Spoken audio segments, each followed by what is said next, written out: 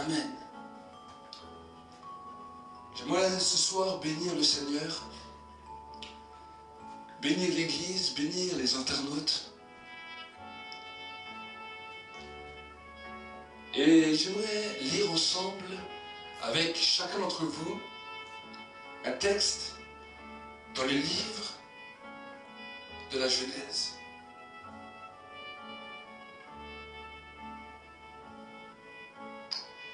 Jacob resta seul, dans le livre de Genèse 32, verset 25. Jacob resta seul.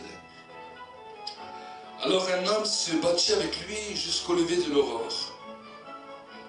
Voyant qu'il ne pouvait le vaincre, il le frappa à l'articulation de la hanche de Jacob, qui se démit pendant qu'il se battait avec lui.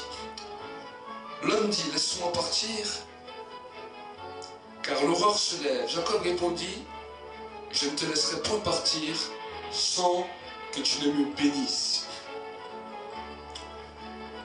L'homme lui dit, quel est ton nom? Il répondit, Jacob. L'homme reprit, Jacob ne sera plus ton nom qu'on te donnera, mais Israël, car tu as lutté avec Dieu et avec les hommes, et tu as été vainqueur. Jacob interrogea en disant, je t'en prie, indique-moi ton nom. Il répondit, pourquoi me demandes-tu cela? Et il le bénit là. Jacob donna à cet endroit le nom de Péniel, car dit-il, j'ai vu Dieu face à face, et mon âme a été préservée. Amen. J'aimerais prendre ce texte pour qu'ensemble, nous puissions découvrir un mystère. Amen. L'évangile est un mystère. Et l'évangile est une puissance. La Bible nous dit pour le salut de quiconque croit. Et l'évangile ne doit pas être prêché par uniquement l'intelligence, mais l'évangile doit être déclaré par révélation du Saint-Esprit. Amen. Nous arrivons là dans une histoire. L'histoire d'un homme qu'on appelle Jacob, le fils d'Isaac et le petit-fils d'Abraham. La Bible nous dit qu'à ce moment-là, Ésaü arrivait vers Jacob. Jacob avait laissé tout le camp partir, parce qu'il pensait que son frère allait le tuer. Et là, alors qu'il est seul, il commence à se battre. La Bible nous dit, avec un homme. Et en plus de se battre, il voulait que cet homme le bénisse. Nous avons lu ensemble l'histoire. Nous avons lu que cet homme l'a béni. Et le plus étonnant de l'histoire, c'est que Jacob demande à une personne qu'il ne connaît pas de le bénir. Regardez ce que la Bible nous dira. Jacob répondit, l'interrogeant en disant dans le verset 30, « Je t'en prie, indique-moi ton nom. » Il répondit, « Pourquoi demandes-tu mon nom et le bénis là ?» Et dans le verset 31, la Bible nous dit, Jacob donna à cet endroit le nom de Péniel, car dit-il, j'ai vu Dieu en face à face, et mon âme a été préservée. Amen. Il y a quelque chose que nous devons comprendre dans la révélation de ce texte. Et j'aimerais qu'ensemble nous puissions saisir l'importance et le poids capital de ce texte. Si nous voyons la vie de Jacob avant ce jour, nous pouvons voir que Jacob était un homme qui usurpait les bénédictions là où il pouvait. Jacob, et essayait d'avoir les bénédictions là où il pouvait.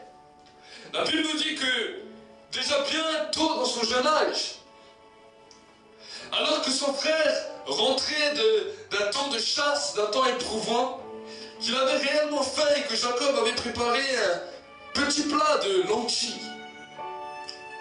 La Bible nous dit que son frère lui demanda de le servir à manger. Et nous voyons que là, dans ces instants de faiblesse, Jacob commença à avoir son frère par ruse. Il lui dit, je te donnerai à manger à une condition, que tu me donnes ton droit d'aînesse. Et la Bible nous dit que Ésaü méprisa son droit d'aînesse et lui vendit pour un plat de lentilles. Nous parlons souvent d'Ésaü, qui Ésaü méprisa le droit d'aînesse, que Ésaü a été rejeté par Dieu. Mais nous oublions très souvent de voir réellement l'attitude et la vie de Jacob, qui certes a eu une grande bénédiction de la part de Dieu, a été père d'un grand peuple qu'on appelle Israël, mais dans sa vie, il y a eu aussi des moments d'erreur et d'inattention. Et de ces moments d'erreur et d'inattention, ces moments où Jacob ne savait pas comment faire et comment s'y prendre, a fait d'énormes erreurs dans sa vie qui lui a coûté cher tout au long de sa vie. Contrairement à son père et à son grand-père. Amen. Nous avons vu ensemble la dernière fois combien son père Isaac, pendant le temps de la famine, comment il a pu entendre la voix de Dieu et obéir à Dieu et être une canal de bénédiction. Amen. Mais cette fois-ci ensemble, nous allons voir les erreurs de Jacob, ce qu'il a fait comme erreur et ce qui a pu impacter sa génération, les générations qui ont suivi après lui, les erreurs qu'il a pu commettre, ce qu'ils ont pu impacter. Amen. Nous avons pu voir que dès le début, alors qu'il était encore dans le sein de sa mère, Rebecca, a consulté le Seigneur. Et en consultant le Seigneur, alors qu'elle avait les 2 jumeaux dans le ventre, elle a su que c'était 2 nations, 2 garçons, 2 nations, et que le plus grand serait assujetti au plus jeune. Et alors que ces 2 enfants sont nés, la Bible nous dit que le père Isaac avait une préférence pour Ésaü, parce qu'Ésaü était un homme qui aimait le gibier, qui aimait la chasse, mais que Jacob lui préférait rester sous les tentes. Et à cause de cette parole-là, la maman a déjà commencé à faire une différence. Et nous pouvons voir que Jacob a très vite été influencé par cette différence, parce que là où il pouvait prendre la bénédiction, alors il la prenait coûte que coûte. Il n'avait pas compris que Dieu pouvait bénir en delà de tout ce qui pourrait se produire. Vous savez, j'aimerais aujourd'hui parler de ce message parce que il y a une importance et quelque chose dans l'Église qu'il faudrait que nous comprenions. À travers l'exercice du ministère, il y a une chose que j'ai pu réaliser, voir. C'est que la mentalité de beaucoup d'enfants de Dieu est que c'est eux qui ont le droit d'être bénis et que celui qui est à côté d'eux doit être béni après. On n'a pas le droit d'être béni avant lui. S'il a reçu des paroles, alors c'est lui qui doit recevoir tout le premier, et celui qui est à côté de lui doit recevoir les restes ou après. Mais le but de cette prédication aujourd'hui, de cet enseignement, c'est de faire tomber l'aveuglement qui repose sur l'Église. Le but de cet enseignement est de nous rappeler que Dieu veut te bénir toi, veut bénir ton frère, veut bénir ta sœur, et que ta bénédiction ne dépendra pas de la plus du bénédiction de ton frère ou de ta sœur, mais c'est une bénédiction que Dieu a choisie spéciale pour toi, et la bénédiction de ton frère et de ta sœur sera pour lui uniquement. Amen. La bénédiction que Dieu a pour une personne est pour cette personne. Ne sera pas destinée à une autre, mais sera pour cette personne. Mais cela, la Bible nous montre que Jacob, dès son jeune âge, n'avait pas compris ça.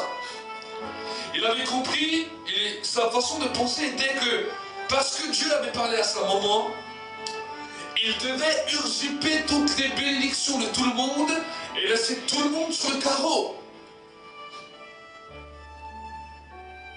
Dieu avait une vie bien meilleure pour Jacob. Mais quand nous voyons la vie de Jacob, malgré qu'il a été une bénédiction d'un grand peuple, il a eu une vie où il dut fuir la colère de son frère. Il a dû affronter les ruses de son beau-père pour arriver à un certain âge d'être éloigné de son fils, Joseph.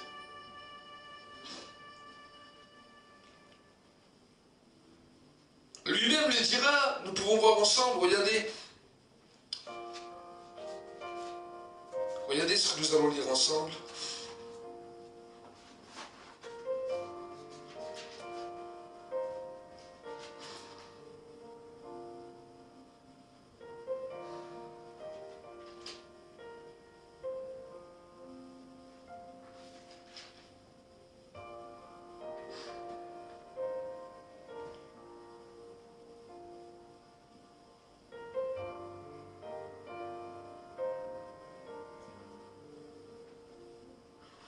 Joseph, dans Genèse 47, verset 7.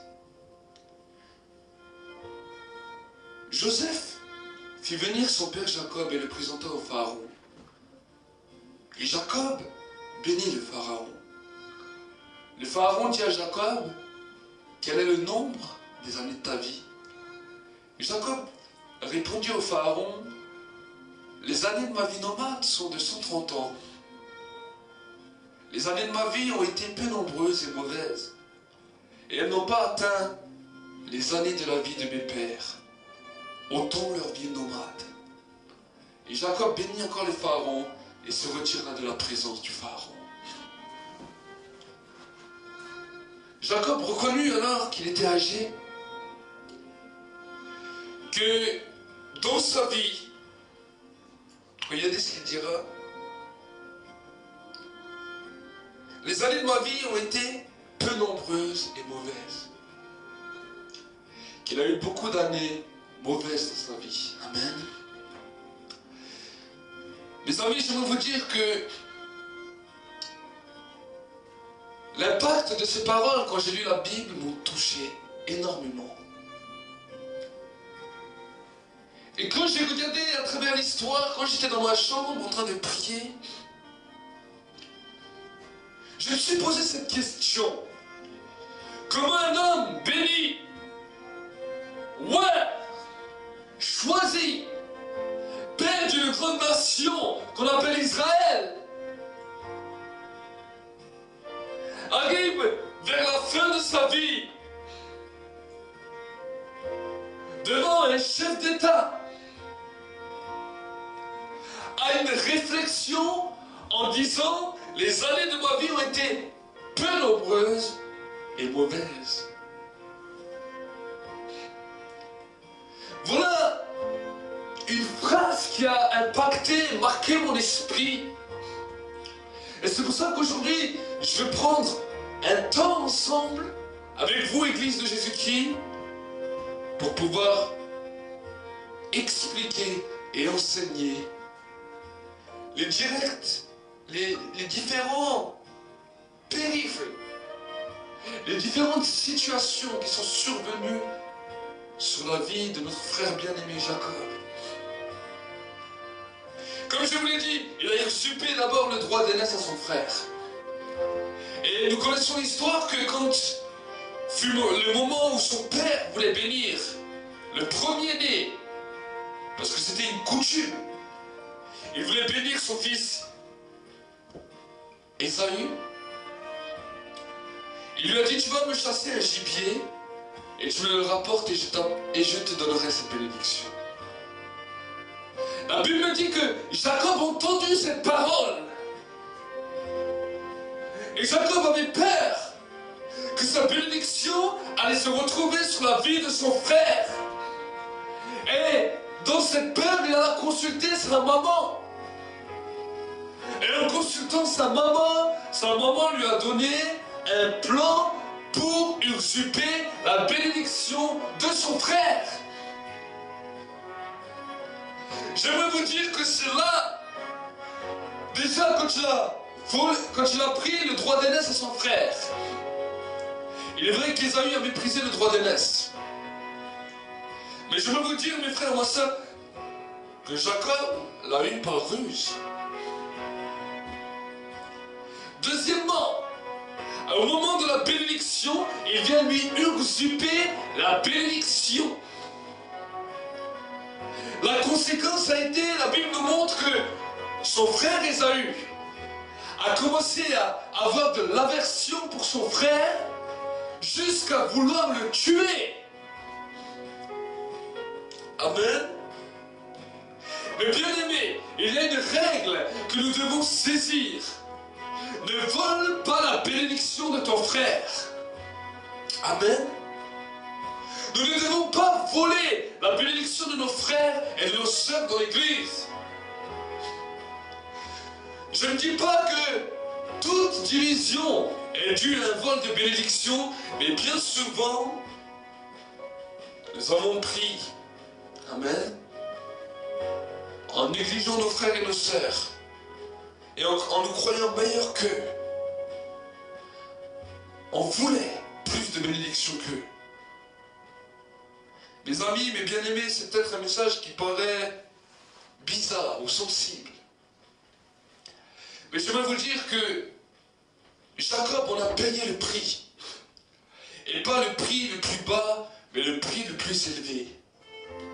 Il est parti loin de sa famille, loin de son père, loin de sa mère, loin de son frère, à cause de son erreur. Il a reçu bien sûr une bénédiction, mais qui ne lui était pas totalement destinée. Alors peut-être que cela peut sembler bizarre, parce que quand nous lisons la Bible, nous lisons que Dieu avait franchement parlé à Rebecca.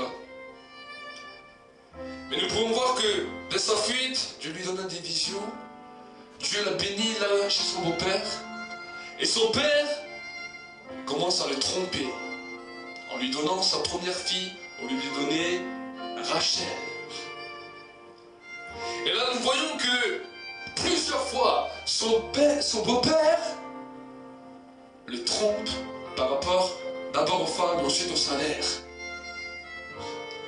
Et ensuite, quand il est parti de son beau-père, encore une fois, il est parti en fuite.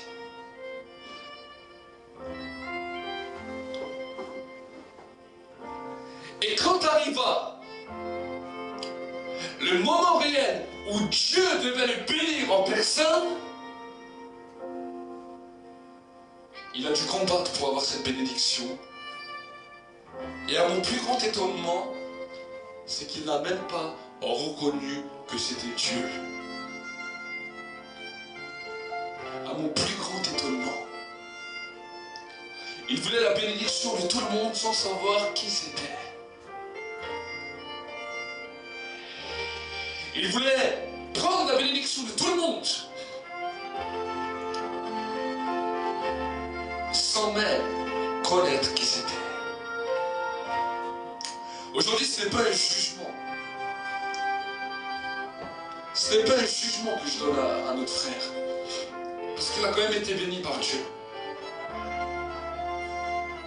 Mais je veux voir avec vous sa vie pour que nous puissions comprendre quelle a été sa mentalité et qu'est-ce qui n'a pas marché dans cette mentalité pour avoir une vie mauvaise comme lui-même l'a dit.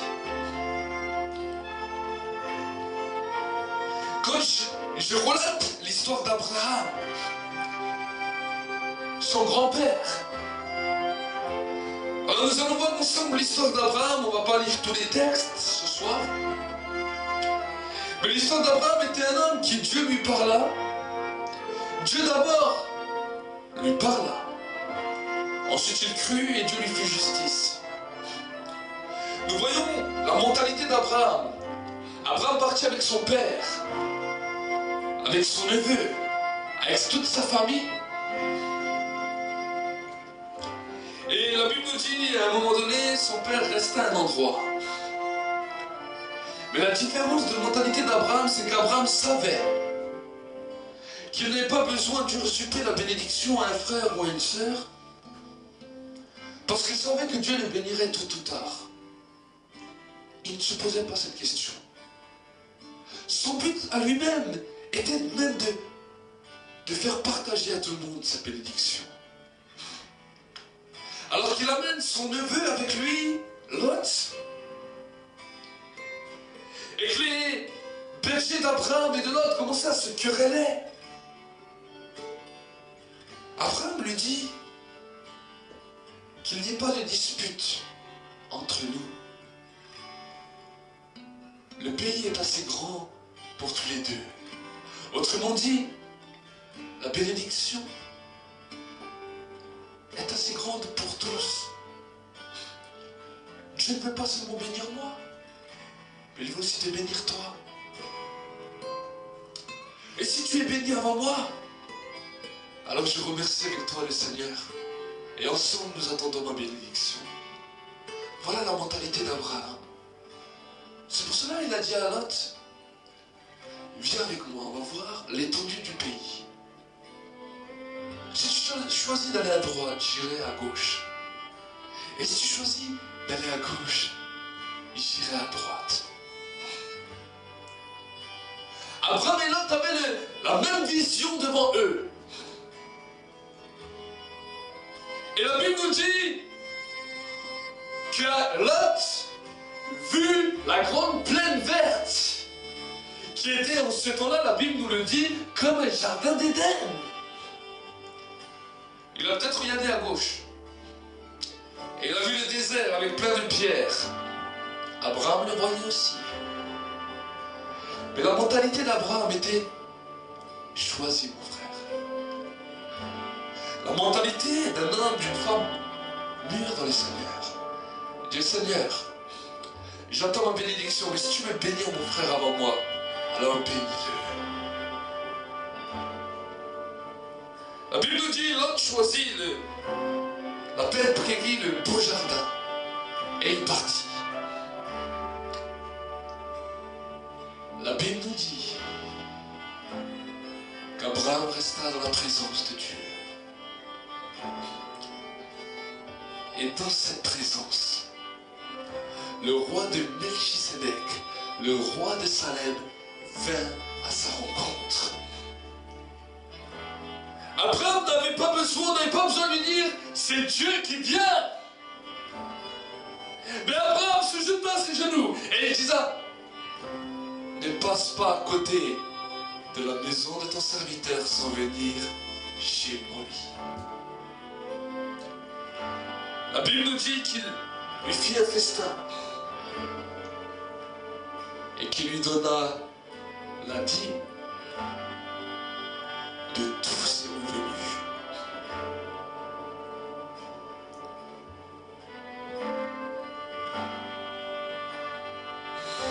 Nous avons vu ensemble dimanche combien dans un temps de famine Isaac sut entendre la voix de Dieu, la direction de Dieu et devenir un canal de bénédiction là où il était.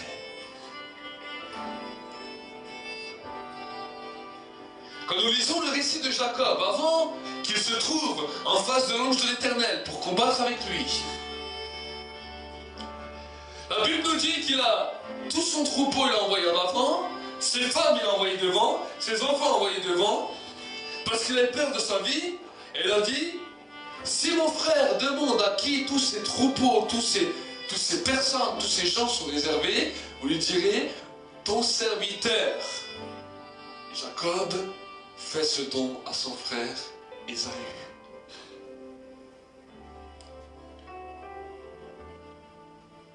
Pourquoi il a fait ça? Parce que quelque part, il se sentait redevable envers son frère. Parce qu'il a pris la bénédiction à son frère. Amen. Nous, des fois, nous pouvons aussi vouloir prendre la bénédiction de nos frères et nos sœurs. À dire, Seigneur, je veux que je sois béni avant lui. Ce n'est pas normal que lui soit béni avant moi. Ça ne nous est jamais arrivé. On n'avait jamais pensé à ça. Mais j'aimerais vous dire, mon frère, ma soeur, si nous avons eu des pensées comme ça, repentons-nous et changeons de voie. Commençons à devenir comme Abraham. Un homme qui accepte que son frère, que sa sœur soit bénie avant.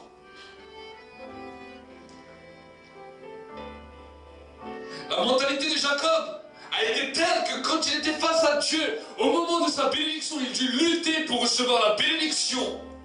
Et quand bien même il reçut la bénédiction, il n'a pas réalisé que c'était Dieu qui l'avait béni. C'est pour cela qu'il a dit, mais qui es-tu? Et la Bible nous dit que l'ange de l'Éternel lui répondit, pourquoi me demandes-tu qui je suis? Mes amis, mes frères, mes sœurs, si nous sommes enfants de Dieu, comment pouvons-nous demander à Dieu qui il est? Si nous avons cette intimité personnelle avec lui, Dieu ne comprend pas cette question. Amen. Nous pouvons voir que, après que Dieu l'a béni, la vie de Jacob continua. Mais ce même virus, en tant que leader de famille, il a commencé inconsciemment à injecter ce virus au sein de sa famille. Au sein de sa famille. Et nous allons voir ensemble. Alors qu'il avait ses enfants, tous ses fils, ses 12 fils. La Bible nous dit que leur sœur a été violée. Et que l'homme qui l'a violée a voulu la prendre en mariage. La Bible nous dit que deux de ses fils agirent avec ruse. Et pour accepter la condition du mariage, ils ont dit, si vous voulez prendre notre sœur, alors tout votre peuple doit se circoncire. Ils ont voulu commettre une alliance avec eux, en se prenant eux-mêmes pour les juges et en ne laissant pas Dieu être Dieu. Et quand tous ils ont commencé à faire cet acte de circoncision dans ce pays, la Bible nous dit que ces deux frères se levèrent la nuit, alors au moment de la douleur, au moment des 3 jours où ils eurent la fièvre, ils vinrent, ils tuèrent et ils saccagèrent tout le pays en le mettant à feu et à sang. La ruse a commencé à venir dans le cœur de ses enfants. Cette même ruse a continué quand les enfants grandissant et quand Joseph, qui était destiné à une bénédiction grande et puissante de la part de Dieu, quand il commençait à recevoir les directions de Dieu par rapport à la bénédiction que Dieu lui avait promis, la colère de ses frères, le virus que son père avait commencé à faire dans sa vie, a commencé à agir sur la vie de ses frères. Et ses frères, les frères de Joseph, ont commencé à vouloir lui arracher cette bénédiction qui venait de Dieu. Mes amis,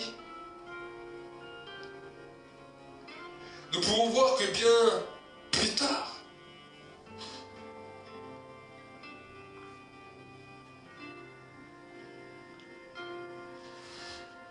malheureusement, Dieu n'a pas pu utiliser Jacob pendant le temps de famine pour relever tout le monde. Et bien des fois, Dieu n'a pas pu utiliser l'Église pour relever le monde. Mais qu'il a agi dans la génération d'après. Il a utilisé Joseph. Mais j'aimerais vous dire, mes frères, mes sœurs, que Dieu voulait utiliser Jacob. Pendant le temps de famine, il a utilisé Isaac. Il a utilisé Abraham pour bénir des nations. Il a utilisé Isaac. Mais au temps de la famine de Jacob, il n'a pas pu l'utiliser. Bien qu'il était déteneur de la bénédiction. Il a utilisé son fils, mais il n'a pas pu l'utiliser. Et Jacob, arrivé devant le pharaon, réalise: les années de ma vie ont été peu nombreuses et mauvaises. Et bien aimé, la déception a dû être grande pour cet homme. Nous voyons quand il était loin de Joseph, quand ses frères ont annoncé qu'une bête féroce avait dévoré l'enfant, Jacob n'eut plus de relation avec Dieu. Comment je peux affirmer ça? Parce que la Bible nous dit, quand les frères de Joseph revinrent d'Égypte et annoncèrent à leur père que Joseph était vivant, la Bible nous dit que l'esprit de Jacob reprit vie. Et qu'à ce moment-là, il parla à Dieu et Dieu lui parla en disant qu'il alla revoir son fils. Mes amis, tant d'années, dans un deuil terrible. Alors s'il y aurait une communion intime avec Dieu, Dieu lui aurait dit: mais ton fils vit. Nous voyons qu'à la fin de sa vie, c'était un homme rempli de sagesse, qui a su prophétiser pour chacun de ses enfants. Avant de partir, il savait qu'il pouvait donner la bénédiction à chacun de ses enfants, et pas uniquement à un, même à ses petits-enfants. Mais il a dû attendre longtemps pour comprendre ça. Il a dû attendre longtemps. Et son foyer en a été infecté. Je parle aux leaders, aux pasteurs. Je parle aux pères, aux mères de famille. Je parle aux jeunes gens. Comme à moi-même. Mon but est que vous puissiez être bénis. Et le but de cet enseignement est que vous puissiez être bénis. Mais en comprenant les règles de bénédiction, Dieu te bénira au temps et au moment voulu. Mais le cœur qu'il attend de toi est que tu puisses te réjouir aussi de la bénédiction des autres. Et que s'ils sont bénis avant toi, alors dire: Seigneur, je le bénis. Et on sent maintenant, et bon, on va attendre ma bénédiction. Amen. Et si tu es béni avant ton frère et ton soeur, ne néglige pas celui qui n'est pas béni. Mais dis: nous allons prier ensemble pour que tu sois béni. Nous allons prier ensemble pour que tu sois béni. Jacob a mis des années à comprendre ce message. Les églises des fois sont infectées de cela, parce que des fois les leaders ont une mentalité qu'ils ne veulent pas qu'une autre église que la leur soit bénie. Et les fidèles voient que c'est que leur église qui doit être bénie. Non. L'église de Jésus-Christ doit être bénie. Et si l'église est plus bénie qu'une autre, alors je bénis le Seigneur. Parce que si une église est bénie plus qu'une autre, alors c'est Christ qui avance. Je me réjouis pour eux. Et j'attends la bénédiction du Seigneur. Amen. dans les foyers, dans votre enfants. Ne mettez pas un enfant plus haut que l'autre. Mais chacun des enfants aura une part à la bénédiction du Seigneur. Et je vous le dis, mes amis. Je vous l'ai dit, mes bien-aimés. Celui qui s'humilie à celui qui dit, si tu as été béni, tu dis, Seigneur, je suis béni, mais je veux aider mes frères à être bénis.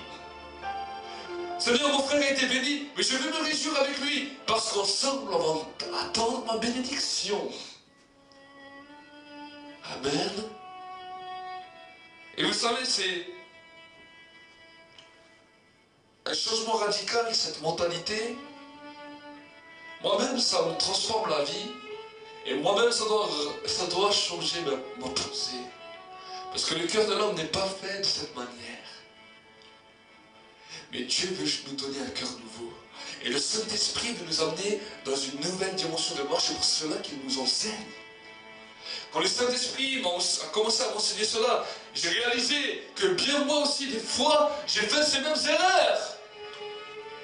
Mais aujourd'hui, je veux dire avec toi, mon frère, ma soeur, je parle du chemin que j'avais pris, du chemin que Jacob a emprunté. Et je vais dans le chemin de la bénédiction qui vient de Dieu. Amen. Abraham a aussi fait des erreurs. Chaque homme de Dieu a fait des erreurs. Le seul qui était parfait, c'était Jésus. Mais plus tôt nous comprenons, mieux nous avancerons. Si tu veux retenir une phrase de ma prédication,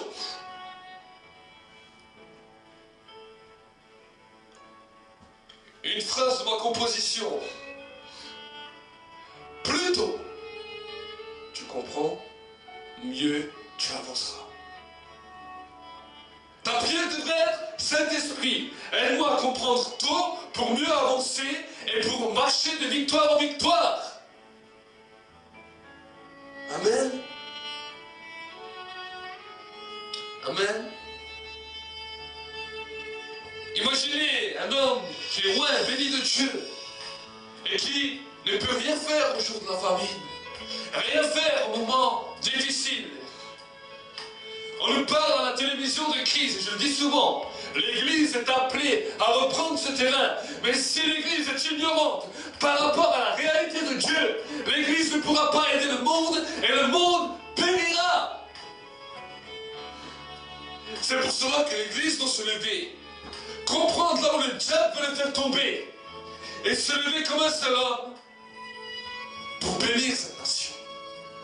Pour bénir cette nation. Pour bénir cette nation. Et je vais le dire, aussi longtemps que je serai sur terre, dans cette nation en France, je me battrai pour cette idée. Et je sais que je me réjouis des bénédictions des autres églises locales. En tant qu'église locale, en tant que pasteur d'une église locale, je me réjouis de mes frères, de mes sœurs, de mes autres co-pasteurs, des autres églises locales. Et je suis heureux d'apporter ce message. Parce que ce message est un changement d'idée, un changement de pensée. Et je ramène toutes ces pensées captives à l'obéissance et à la soumission de la parole de Dieu en Jésus-Christ. Et je dis Amen. Et c'est pour cela que je prends un peu plus de temps aujourd'hui pour pouvoir expliquer, vu qu'on est un vendredi soir. Je prends un peu de temps pour expliquer, parce que j'ai trouvé que cela était important et capital. Et bien aimés qui nous suivez sur le net, et l'église aussi, je veux vraiment le dire. Pour moi, c'est un message capital. Et si vous avez des questions, des suggestions, vous pouvez venir soit me voir à la fin du culte ou m'envoyer des questions par internet sur notre email qui est Centre Mondial de Réveil, mondial sans E, de réveil attaché @hotmail.fr. Ou si vous allez sur Facebook, vous nous envoyez un message et je me ferai la joie avec mon épouse de pouvoir répondre à toutes vos questions. Amen. Ou si vous voulez nous appeler au 06 83 50 57 36. Je répète, le 06 83 50 57 36. Je me ferai un plaisir de répondre à vos questions et d'ensemble de prier pour votre bénédiction. Amen. D'ensemble de prier pour votre bénédiction. Si vous êtes pasteur, leader d'église, d'ensemble, je prierai pour ta bénédiction, je prierai pour ton église locale. Là où tu es. Mon frère, ma soeur, si je te connais, si je ne te connais pas, je prierai pour ta bénédiction. Parce que mon désir, c'est que tu sois béni de Dieu. Mais que tu comprennes la mentalité qui peut bloquer et rendre impuissant la bénédiction dans ta vie. La mentalité de Jacob a rendu impuissant la bénédiction de Dieu pendant des années. Parce que quand il a appris que son fils était parti, il n'a pas imploré Dieu. Mais il a dit, mais je vais descendre dans les séjours des morts avec lui. Et quand il envoya son deuxième fils, Benjamin, avec ses autres frères, il a dit, si vous ne me le ramenez pas, vous allez faire descendre votre vieux père avec douleur dans le séjour des morts. Et si vous ne me croyez pas, vous allez regarder la Bible dans les Genèse.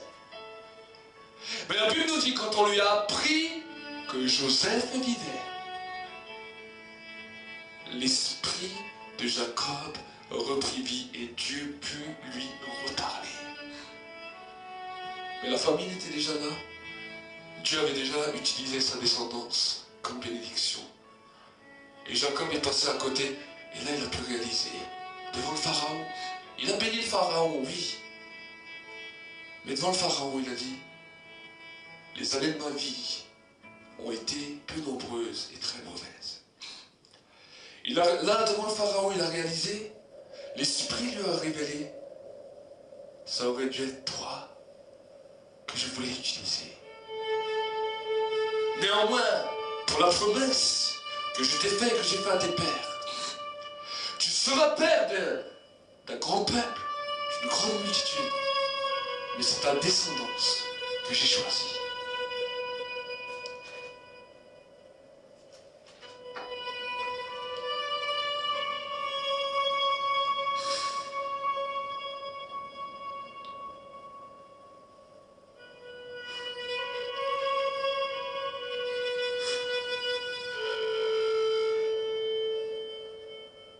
Regardez ce qu'il dira dans Genèse 49, verset 22.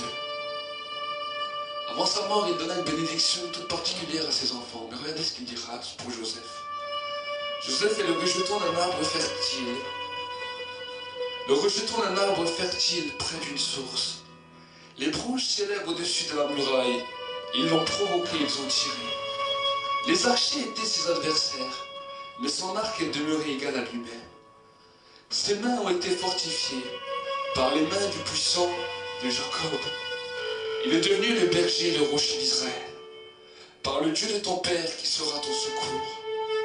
Avec le Tout-Puissant qui te bénira des bénédictions du haut des cieux, des bénédictions du fond de l'abîme, des bénédictions des Babel et du sein maternel.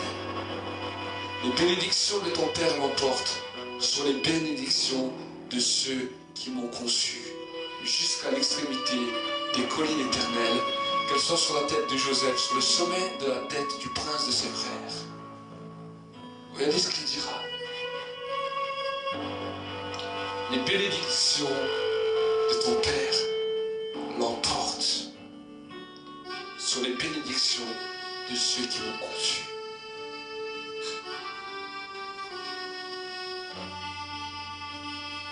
Cette parole, c'est avec larmes que Jacob a dû la donner.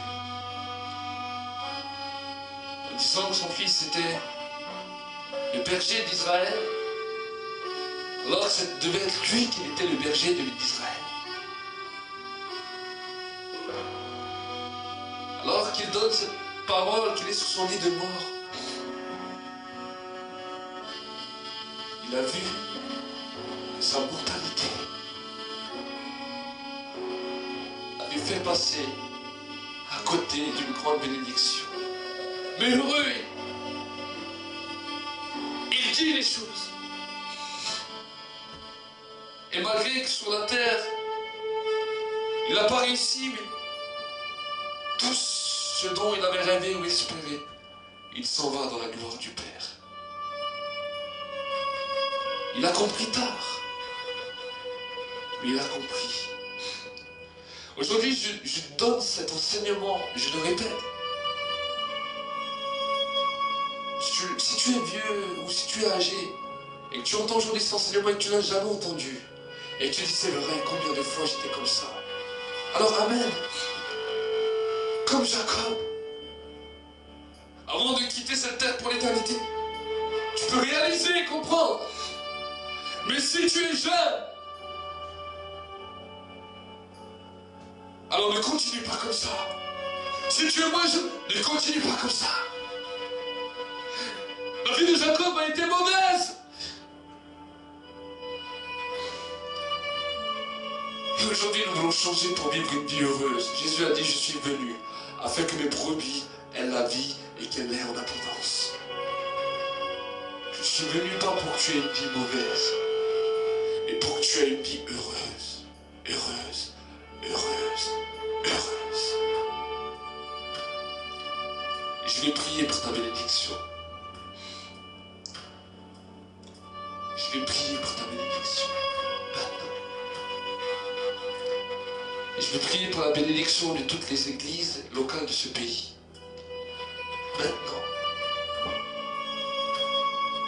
Et je vais me réjouir du succès de tous mes frères et sœurs dans ce pays. Maintenant, avec vous. Je veux vous montrer, non seulement à Dieu, mais aussi à vous, le changement de mon cœur qui peut se réjouir d'une bénédiction de frères et de sœurs. Et je peux vous le garantir que pour un être humain, c'est pas facile de se réjouir d'une bénédiction des frères et des sœurs. On pourrait se plaindre de nos petits bobos, de nos petits malheurs, mais se réjouir d'une bénédiction d'un frère et d'une sœur, et je peux l'avouer en tant que pasteur et serviteur de Dieu, c'est très dur si le Saint-Esprit ne nous convainc pas. Moi-même, c'était très dur, mais parce que Dieu m'a touché, alors je vais le faire avec vous comme un exemple. Je vais le faire avec vous comme un exemple. Je sais que cette prédication va avoir un impact puissant dans les vies. Je sais que cette prédication va avoir un impact puissant dans les églises. Et c'est pour cela que Dieu m'a mis à cœur de la faire. Aujourd'hui, alors que je ne savais pas quoi prêcher à l'église, que le Saint-Esprit m'avait déjà interpellé par cela, il m'a dit, voilà ce que tu vas prêcher. Et moi-même, j'en ai la chair de poule quand j'entends moi-même ma propre prédication de ma bouche, qui est une révélation du Saint-Esprit. Et moi-même, ça me fait toujours plus me remettre en question. Seras-tu prêt à avoir une vie heureuse? Seras-tu prêt à avoir une vie heureuse? Je vais prier. Père de gloire, je vais te bénir. Et je vais t'exalter pour l'Église et pour mes bien-aimés. Seigneur, je vais te demander déjà, avec mes frères et sœurs, pardon pour tous nos raisonnements de ruse qui ont empêché les bénédictions de la vie de mes frères et mes sœurs et qui m'ont bloqué moi-même par rapport à toi. Qui nous ont bloqués à recevoir la bénédiction qui vient du ciel. Seigneur, nous ne voulons pas combattre pour recevoir ta bénédiction comme a dû combattre Jacob, mais nous voulons la recevoir avec joie en nous prosternant et en disant, Seigneur, ne passe pas loin de ma demeure sans venir chez ton serviteur. Abraham, avant de recevoir la bénédiction, n'avait même pas demandé la bénédiction. Il a dit, laisse-moi te bénir. Laisse-moi te bénir. Et Seigneur, En cette journée,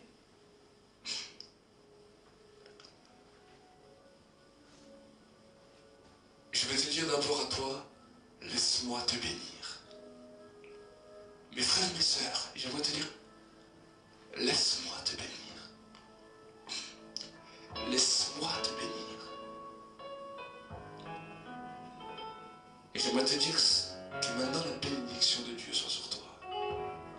Que ce que tu as toujours voulu espérer soit sur toi. Que là où tu ne comprenais pas, que le Seigneur te donne la révélation et la compréhension. Que là où tu recherchais l'onction, la puissance, la prospérité, alors dans le nom de Jésus, je te dis reçois la bénédiction. Reçois la bénédiction.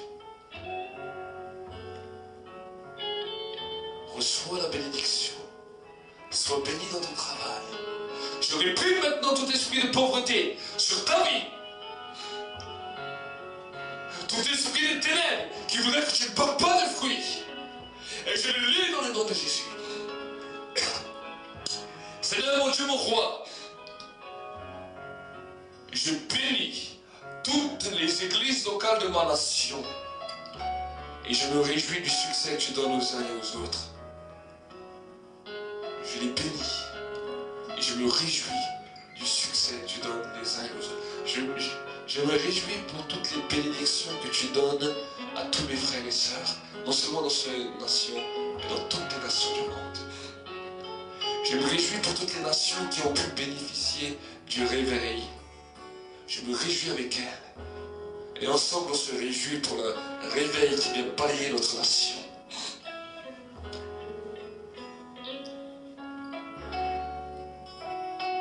Seigneur, je crois que c'est le temps. Le temps où nous allons voir les uns et les autres les bénédictions se multiplier. L'église locale, l'église primitive, d'un commun accord ont pu ensemble te prier, se réjouir des bénédictions des uns et des autres. Et l'explosion de la Pentecôte est venue.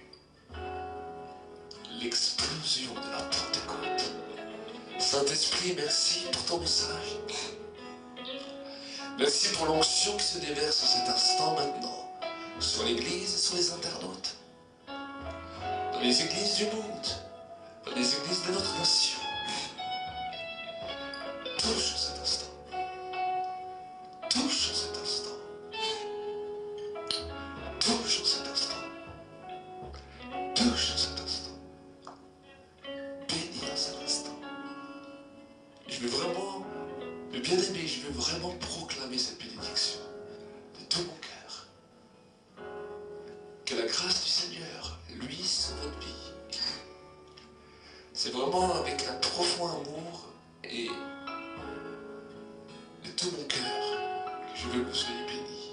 Si vous êtes malade, de tout mon cœur, alors je vous dis aujourd'hui, par le Saint-Esprit, recevez maintenant votre guérison.